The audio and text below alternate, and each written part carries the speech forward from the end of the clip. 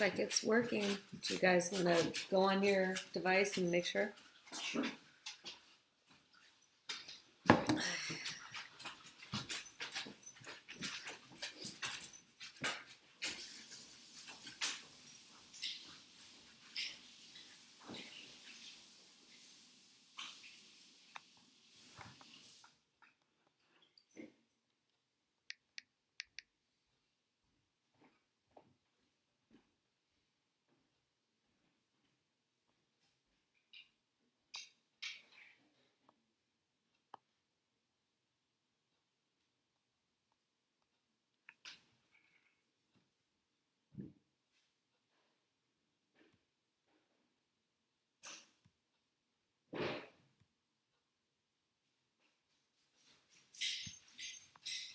Hey everybody, good morning. Let me take my glasses off. Good morning, good morning. Thank you for spending your Saturday morning with me. This is my very first Facebook Live, so bear with me if there's any technical difficulties. This is way outside my comfort zone, as you know. Give me an animal and I can make it do whatever, but give me a piece of technology, and even the easiest, most user-friendly technology, I have a way of really mucking it up. So I hope you're all seeing this, and I want to really utilize the technology as much as we can, because obviously we can't be together, which I really miss our classes. I miss our Saturday mornings together. So I guess this is kind of the next best thing that we can do. So anyway, thank you for being here. And those of you that don't know who I am, my name is Cindy Scott. I am the founder and director of Dogs Etc. Dog Training. I have been a dog trainer for over 25 years. To be honest, I quit counting after 25. It's like being married after 20. I don't even know how long we've been married. I stopped counting. So it's been a while. And I have numerous accreditations, including AKC accreditation. And I'm on the board of directors for Welcome Home Dog Rescue. It's all about the dogs, and that's what I want to do here today. I founded Dogs Etc. in the summer of 1997 when my babies were babies, and my mission statement is true today as it was then, and that is enriching dogs' lives. That's what it's about. And especially nowadays, you're home anyway. Let's train them. If anything good comes out of this, we're going to have some really, really well-trained dogs. That's what I want. And especially my puppy people out there, this is the worst time to be a puppy. That critical developmental stage up until about 4.5 months is the best time for socialization and the best time for learning, and we just can't get together and we can't socialize them. We can't do the play groups. We can't even do puppy class. So what I want to do today is go over what I call the fundamentals. I put the fun in mental, whatever. But these are the things that every dog should know.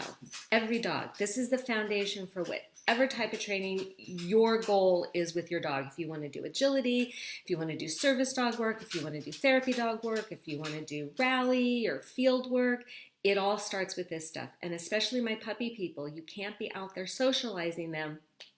So take this time to really work on these foundations so that they're ahead of the game when this is over and we can do some socializing with them. So what we're going to cover today, we're going to go over how to reward your dog, because if you can't reward your dog, you can't communicate with them what you want them to do. And frankly, the better you can communicate with your dog, the better they're going to be behaving, because they understand what you want. So we're going to talk about how to reward your dog, how to teach them a secondary reinforcer, like the word good, so that you don't get stuck carrying sausages with you wherever you go.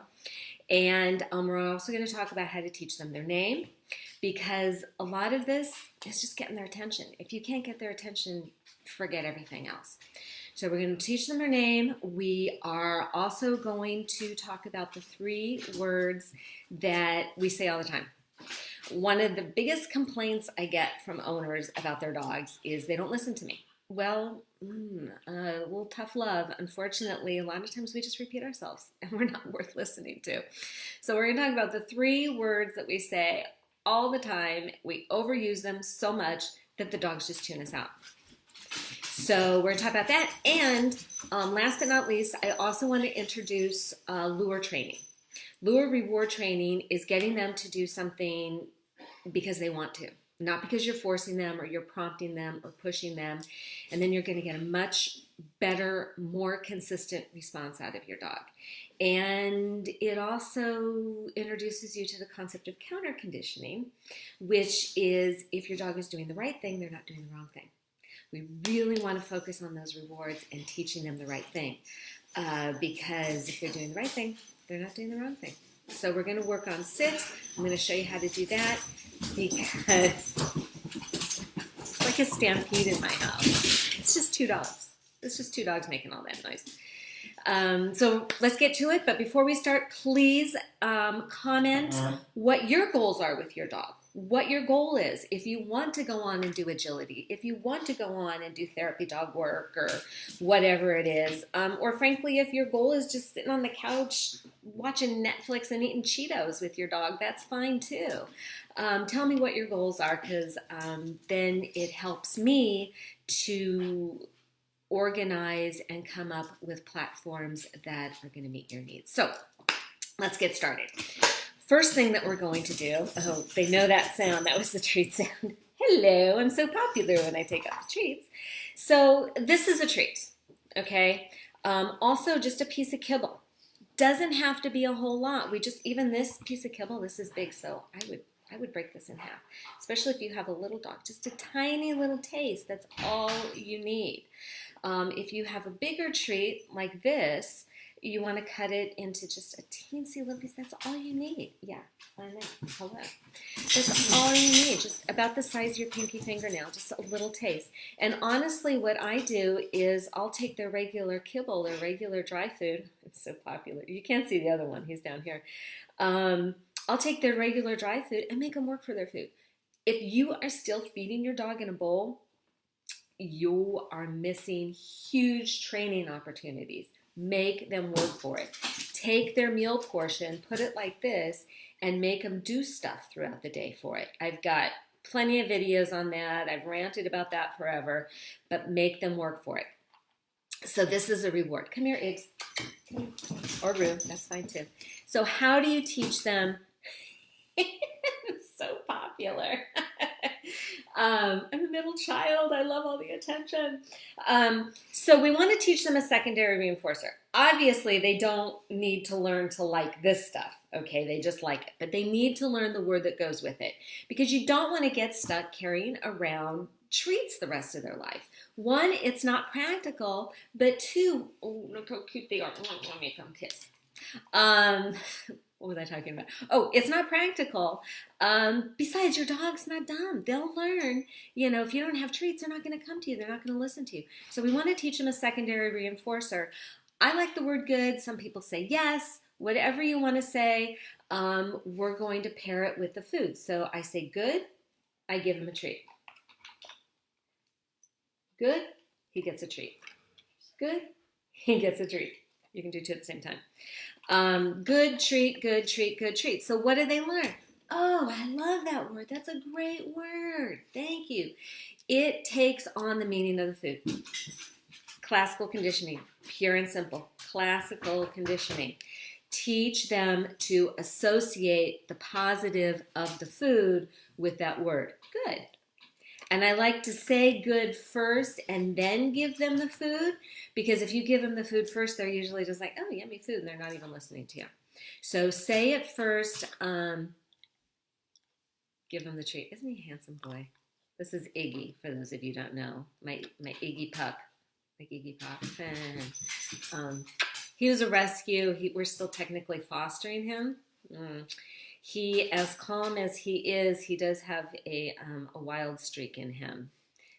A little tip, do not name your dog after a punk rocker, because, he lives up to it. Don't you love the hair? It's like crazy hair. I love it.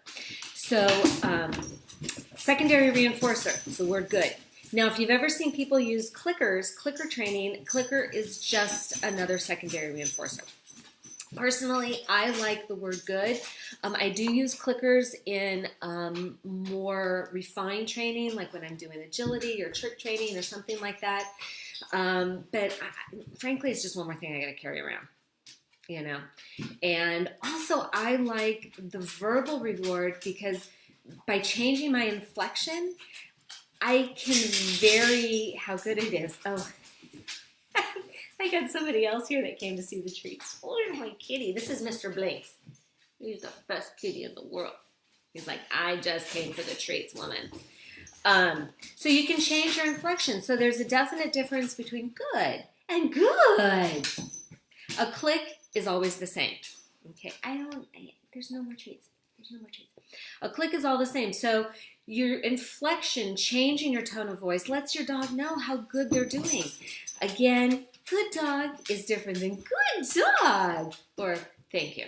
Okay, so there, see the difference?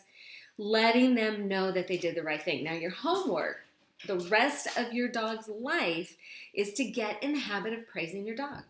And I know you're like, Cindy, of course I'm going to do that. But we don't. We don't praise. We don't praise our dogs. We don't praise our kids. We don't praise our employees. We don't praise. We take the good behavior for granted. Oh, but when they screw up, then we're all over them. Then they get plenty of our attention, right? So I want you to flip it on its ear, so to speak. Is that the right terminology? I want you to change that up and consciously catch them being good. Good dog. Talk to your dog. Let them know they're doing the right thing. Are you taking off, sweetie? Yeah, have a great day. My son's going to work. That's Alex. He works at Sprouts. I mean, he is on the front lines of all of this. Poor little boy. Be careful. Wear your gloves. Wash your hands. Yeah. So praise your dog. That's your homework. So the next thing that we're going to do, the next little classical conditioning exercise, is teaching them their name. I want them to practically give themselves whiplash when you say their name. Yes, what, me, hello. I want their name to almost be an informal come. So when you say their name, they just come to you. Bye, sweetie. Sayonara. So how do we do that? Classical conditioning again. You take that treat. Come on, Ixie. Up. Come here. Up. Good boy, Rude. So you say his name. This is Rudy, by the way. Rude dog, because he's kind of rude. He's like those Sour Patch Kids. At first he's sour and then he's sweet. I don't know. I think he's a Gemini or something. He's a rescue too. He's got a long backstory. But how you teach them their name is you say their name. Rudy, he gets a treat. Rudy, he gets a treat. Oh, Iggy's down here too. Iggy, he gets a treat. So what does he learn? I love that word. That word is fantastic. So every time he hears it, he's going to turn around and look. And you've got his attention. And then you can say come, leave it, off, whatever command you want to give him. This, by the way, classical conditioning works with all species. Taught Mr. Blinks his name that way. We probably learned our names that way. And think about the things that you're conditioned to. I remember years ago, I was in the grocery store and my kids were in college and I knew they weren't with me. I knew that they were in college and that they were big, right? So I'm at the grocery store and I hear this little tiny voice behind me go, Mommy. And I knew it wasn't my kids. I knew that she was talking to somebody else. Oops, sorry, Ruth. That she was talking to somebody else. But I just instinctively and conditionally turned around and looked, even though I knew it wasn't for me. So we get conditioned the same way. So we want to be purposeful with the dogs, the cats, the pigs, the guinea pigs, whatever species you have in your house. All of this works. So teach them their name. I like to say that it's like charging up their name, charging it. Now, the opposite is true of what we just talked about with the word good. Because good you cannot overuse. I want you to say good all the time. I want you to get conditioned like I am to where I can't even stop myself from saying good, as you guys have seen. But with their name, if we overuse it, they get used to it. So they ignore us. And the 3 commands that we say all the time, so much so that they ignore us, number 1 is their name. We say it all the time. Watch yourself, watch the people in your family, see how often, Fido, Fido, Fido, Fido. And you keep saying it and they keep ignoring you, so pretty soon Fido means ignore you. It means nothing. So think about your own name, right? I laugh because I've seen it so many times, parents with their kids, Johnny, Johnny, Johnny. But as soon as they bring out the middle name, or the full name, like Jonathan, Stephen, that's when they're going to look at you, right? And they know that she means business when that middle name comes out. When my mother calls me Cynthia, hair on the back of my neck stands up still. Let's not get to that point, because if there's a car coming, if your dog is in the middle of the street and that car is coming so quickly, you only have one chance to call your dog. One chance. You don't get 3 chances, 4 chances, 10 chances. One chance to get your dog out of the street. So it's really important that they listen to you that first time that you say their name, that first time that you call them. So get in the habit, if you say their name and they ignore you, don't keep saying their name. Remember, the definition of insanity is doing the same thing over and over again, but expecting different results. So if you say their name and they ignore you, change your tone of voice. There's a difference between Fido and Fido. My cat just looked at me. And if they still don't look at you, clap your hands, stomp your feet. The more he came to me. The more animated that you get, the more interested they're going to be in what you're doing. Also, if nothing else, your feet are not in cement. Go poke them in the butt. Get their attention.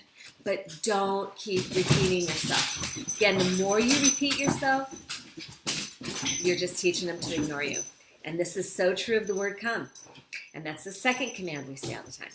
Come, come, come, come here, come along, come, come, come, come, come, come, come. The more you say it, the less it means. The more you say it and they don't do it, the more it means don't do it. So same thing, change your tone of voice. Much more inviting than come, come, come. Dog's game. So again, nothing else. Go up, poke them in the butt, get their attention. Don't take no for an answer. And how much noise can 2 dogs make? I don't know. But don't overuse that word. Again, that car is coming down the street. You get one chance to call your dog. Don't blow it. Now, the third thing that we say all the time is no. We say this to kids. This makes me crazy. I see parents with their kids all the time. No, no, no, no, Timmy, no, no, no, no, no. And they just tune it out. The kids are like oblivious to it. The dogs are oblivious to it.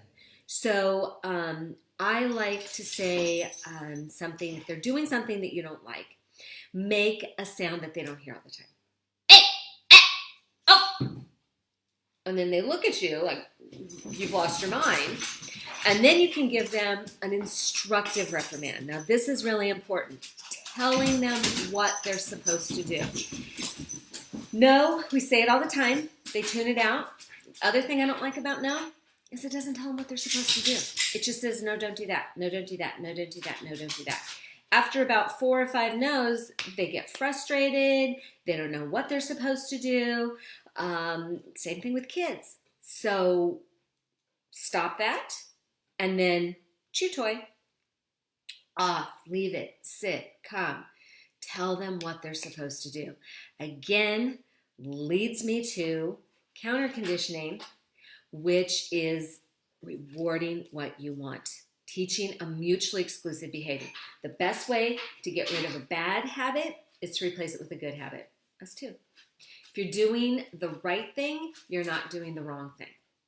And I really want you to keep that in mind with your dog, because we get so caught up in the trap of, well, how do I stop this? How do I stop that? And really the best way is to teach them what you want them to do. So if you find yourself going, the dog is making me crazy, stop, take a breath, and go, okay, what do I want them to do? Well, instead of jumping on me, I want them to sit. And reward sit. Teach that. Instead of chewing the couch, I want them to chew their chew toy. Then work on teaching that. Teach what you want. It's called counter conditioning. See all these psych terms? Da, da, da, da, da. Which leads me to the last thing I want to talk about, which is lure reward training. Now, we can teach any behavior to our dog. Anything that we can lure them to do or anything that they do naturally, we can put on cue. I like to use the lures because it's easy. It gets a quick, fast response. And again, it's about that communication, what I want them to do. If you're pushing and prodding your dog, then that physical prompt is just something else, that we have to phase out. Bottom line, I'm lazy. I want to make it easy for me. I want to make it easy for you. I want to do what's easiest. So a lure, we take the lure and guide as the dog follows the lure into their body position that we want, and then we reward it and put a word to it. So they learn, oh, this is what this crazy woman wants, okay? A lure, right now I'm using food. A lure could be a tennis ball, a squeaky toy. I've used other dogs as lures. Whatever your dog wants is a lure, okay? So what I'm going to show you how to do right now is to teach your dog to sit. And I love sit because, again, counter conditioning, there's so many things that your dog cannot be doing if they're sitting. The best way to stop jumping is to work on a sit. So you puppy people, really, really work on this, especially if your dog is going to be a big doggy. We want to give them the same rules now that they're going to have a year from now. So it's not fair to let your adorable little 5-pound dog jump on you, but when they get to be 65 pounds, yell at them and punish them. They don't know. So to teach your dog to do a sit, I take the lure. Who's going to do this? Come here. Up. Come.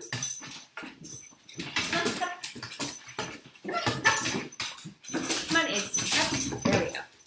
So I take the lure. He knows what I want. I don't know if you guys can see this. I take the lure over his head, and I guide it towards his tail. Come here, come here. So it's taking it over his head towards his tail. As he follows it, there we go. The booty hits the ground, you say good sit, and you give it to him. Good. I don't know if you guys can see that. Come here, up here. Good. There we go. Sit. Good. So it's that motion. Sit. Good. You see that? It's that motion over his head towards his tail. As he follows it, the booty hits the ground. Try this. Get down on all fours. Follow over your head. At some point, your butt's going to hit the ground.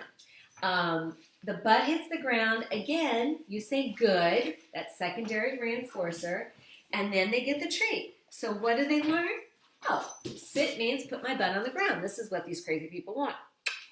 And make a game out of it. We're making it fun for them to do it. I don't want them to do it because they're doing it out of fear, they're being punished or coerced in any way. We want to make a game and make it fun. And that's how you get a long-lasting, consistent response out of your dog. I know. Thank you. It's got jerky breath. So again, that lure training over the head, towards the tail, the booty hits the ground, good sit, and then give them the treat. Okay? And you may have to do that maybe half a dozen repetitions, and then you can get rid of the treat. You just tell them good. Okay? Look at that face. I'm not so sure about the beard. That's a beard going. I don't know what we're going to do with this facial hair here. I got distracted by a poodle fuzzy face. So sit. Now, the big mistake people make with sit is they just show him the treat. the trick is to move it towards the tail. It's that motion going backwards over the head. That's what's going to make them sit. Okay. And again, as soon as they do it, good dog, let them know. That's what I want you to do. Thank you very much. And then, oh, by the way, here's a bonus. Here's the treat as a bonus. So sit. Your homework, you've got getting in the habit of praising your dog, teaching them their name, but not overusing it, and watching the other commands to make sure you're not overusing come or no as well. You've also got, what else did we talk about? You've also got that sit. Now that's your big homework. From now on, I want you to have them sit for all life rewards. Nothing is free anymore. No free lunch, people, okay? Make them work for everything. Sit is their way of saying please and thank you. And while they're sitting, so much communication going on. There's so much learning going on. It's learning to follow your commands. It's a very passive leadership exercise. There's lots of stuff going on. Besides, I think sit is just their way of saying please and thank you. Because if it's like, please, can I say hello? Please, can I jump on the couch? Please, can I go outside? Whatever. If they're sitting, they're not jumping and in your face, which is always a good thing. Sorry, I didn't have enough coffee. I never have enough coffee. So nothing is free. Work on that sit. So you ideally want to be working with your dog 30 minutes a day. I do not want you to do more than maybe 5 minutes at a time. If you've got a little puppy, you're lucky to get 5 minutes attention out of a little puppy. So you want to take 5-10 minutes here and there, spread it out throughout the day. And that also trains you to be working with your dog. Because I know this training, it's easy to do, but it's easy not to do. And so I want you to get in the habit, and I want you to have fun with it. That's also your homework, is to have some fun. I've said it before, I'll say it a million times because it's the truth. Nobody gets a dog because they need more poop in their life. Okay? You get a dog to have fun with. And that's what I want to encourage you to do. Training should be fun. Yes, it's serious, and especially with some of the behavior issues, it can be very serious, but it's not brain surgery. Have fun with it. Okay? And so your homework is to have fun, be consistent.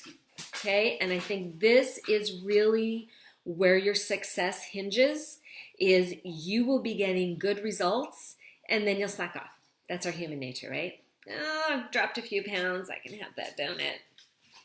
No.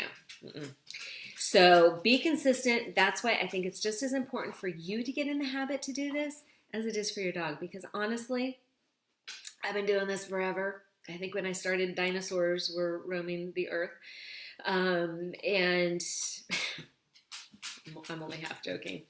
But I think what I've seen most often, the breakdown in the training, is the lack of consistency on our part. Dogs are amazing in spite of us, not because of us. So I really want you to get in the habit of doing this with your dogs. So there you have it. Those are the fundamentals of dog training. So practice your fundamentals.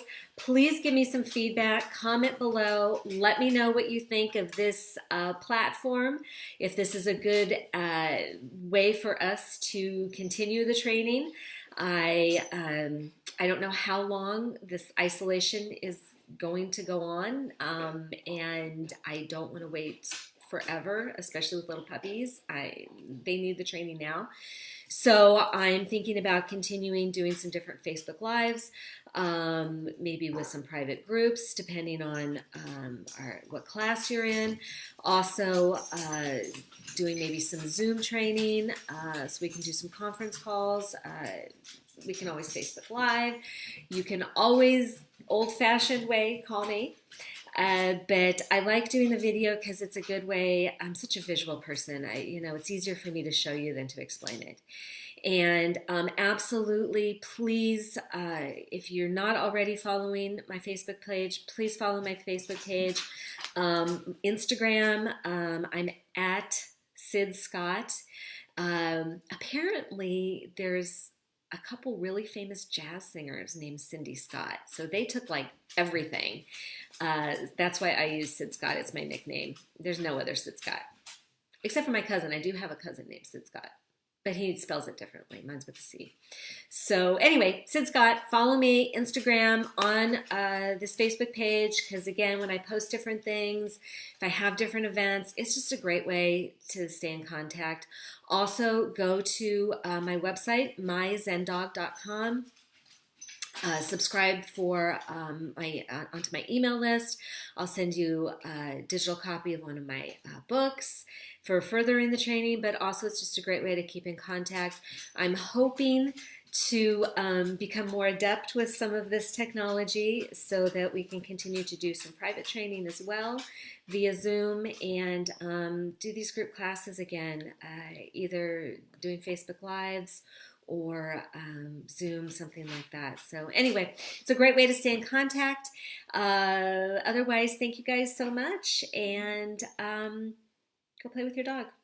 Go be safe, take care of each other, take care of yourself, and wash your hands. Bye for now.